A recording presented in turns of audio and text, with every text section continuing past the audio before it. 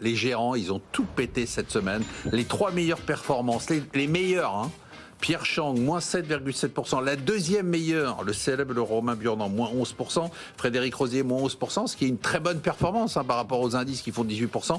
On descend même jusqu'à plus de 30% de baisse sur certains portefeuilles. Bon, c'est clair, hein, c'est la cata. Allez, ce que je vous propose, c'est de prendre vos portefeuilles. Je vous dis ce que vous avez dans les portefeuilles. Vous me dites si on garde et ce qu'on achète. Marisol Michel, vous avez de l'Eiffage. Je garde. Capgemini. Je garde. STM. Je garde. Du CRH qui est Cement Roadstone Holdings. Je garde. Pernod Ricard, ça on en a besoin, je ne vous laisserai pas le vendre. Et oui, donc je garde. Crédit Agricole. Alors Crédit Agricole, je vais faire un arbitrage, je vais vendre du Crédit Agricole pour acheter de la BNP. D'accord. Alors les raisons sont les suivantes, les deux sociétés sont intéressantes, solides et pas chères, mais pour la BNP, tous les voyants sont au vert, alors qu'au Crédit Agricole, il y a quelques petits soucis de court terme, comme l'exposition russe. Ils ont un book de clients de 4 milliards en Russie, l'exposition sur l'Italie, qui a été fortement renforcée à la suite d'acquisitions.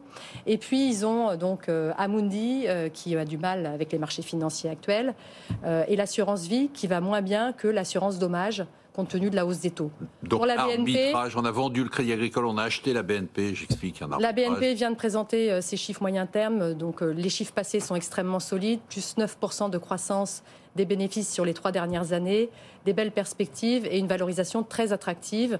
En plus, cerise sur le gâteau, ils viennent de vendre Bankwest, donc il y aura un dividende exceptionnel sous la forme de rachat d'actions de l'ordre de 4 milliards. Allez, la BNP, c'est vendu. Voilà. Enfin, c'est acheté. Donc BNP, Airbus, on garde. Oui. Microsoft. Oui. Schneider, vous avez une autre valeur? Non, c'est bon, c'était la BNP. On garde aussi. Et la valeur que je rajoute, c'est AstraZeneca. Donc très rapidement, oui, c'est une très belle valeur. Pas parler, il va s'énerver. C'est une très belle valeur pharmaceutique anglaise. Ils sont très forts dans le domaine de l'oncologie, donc le traitement du cancer, qui représente 40% de leur chiffre d'affaires, 80% de leur croissance. C'est une société qui fait plus de 15% de croissance de bénéfices par an, 2 fois plus que le secteur, alors qu'elle se paye avec une petite prime de l'ordre de 10% par rapport à son secteur. On estime que cette prime est beaucoup trop réduite et qu'elle devrait valoir plus cher. Donc elle a fait, en termes de point d'entrée, elle vient de rebaisser de 15% par rapport à son point haut de fin août.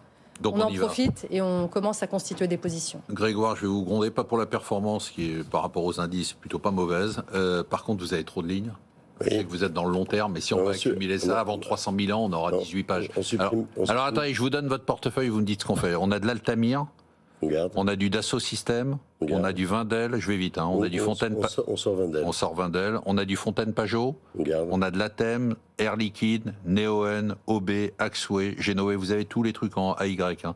Du Quamplify, du Moderna. Remarque, c'est une méthode d'investissement. Hein. Tous les trucs commencent par A, les trucs commencent par Quamplify, Moderna, Eurobio, Univers, Fermentalg, BOA Concept. Il va falloir en vendre. Hein. Oui. Bon, là, vous en vendez qu'une. On va au Wendel. On vendait Wendel, mais ça suffira pas parce que là, j'ai 8 pages avec vos positions. Qu'est-ce qu'on achète? Rien. Pourquoi? Parce que là, aujourd'hui, je ne vois pas suffisamment clair pour vous dire... Mais vous nous disiez tout à l'heure, au contraire, il y a plein d'opportunités. De mon côté. Moi, par rapport à ce qu'on évoquait sur la... mais c'est très intéressant, ça, que vous disiez, il n'y a plus d'opportunités. Tant que je n'ai pas la réponse sur la dissuasion, moi, je ne sais pas où est le floor. D'accord. Mais alors, attendez, là, c'est important, parce que ce que vous dites est essentiel. Hein. Vous semblez dire qu'il y aurait 2 mondes d'entreprises qui, d'un côté, subiraient pas, si demain il y a la dissuasion, je ne vois pas en quoi une boîte qui est non cotée performera mieux qu'une boîte qui est cotée. Mais non, mais une boîte qui est cotée, s'il y a du canon nucléaire, c'est clair que les cours de bourse s'effondrent. D'accord. Voilà. Mais donc, la difficulté sera la même pour la boîte non cotée que pour la boîte cotée, non? La difficulté sera la même, bien sûr, mais l'impact sur la valorisation sera plus atténué dans le temps. D'accord. Évidemment. Donc vous êtes là dans une remise en question quand même de fond, hein, ce que vous dites, c'est très important. Hein. Vous êtes dans une remise en question de l'investissement coté.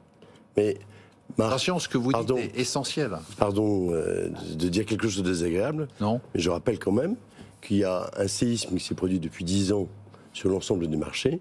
C'est que les montants levés en bourse sont devenus maintenant, depuis 10 ans, ça ne date pas d'hier, depuis 10 ans, moins importants que les montants levés sur les capitaux privés que ce soit le capital investissement, l'infrastructure, etc. Ouais, enfin, et donc, j'ai envie de cette vous transformation-là est j'ai envie de vous répondre qu'une partie des capitaux levés depuis 4-5 ans dans le domaine de la tech et notamment des boîtes qui perdent de l'argent et qui étaient des daubes, je suis pas sûr que ce soit un indicateur du fait que ce soit une économie oui, saine. mais par opposition, aujourd'hui, on parlait de Crédit Agricole, ça vaut quoi, 35 milliards à peu près.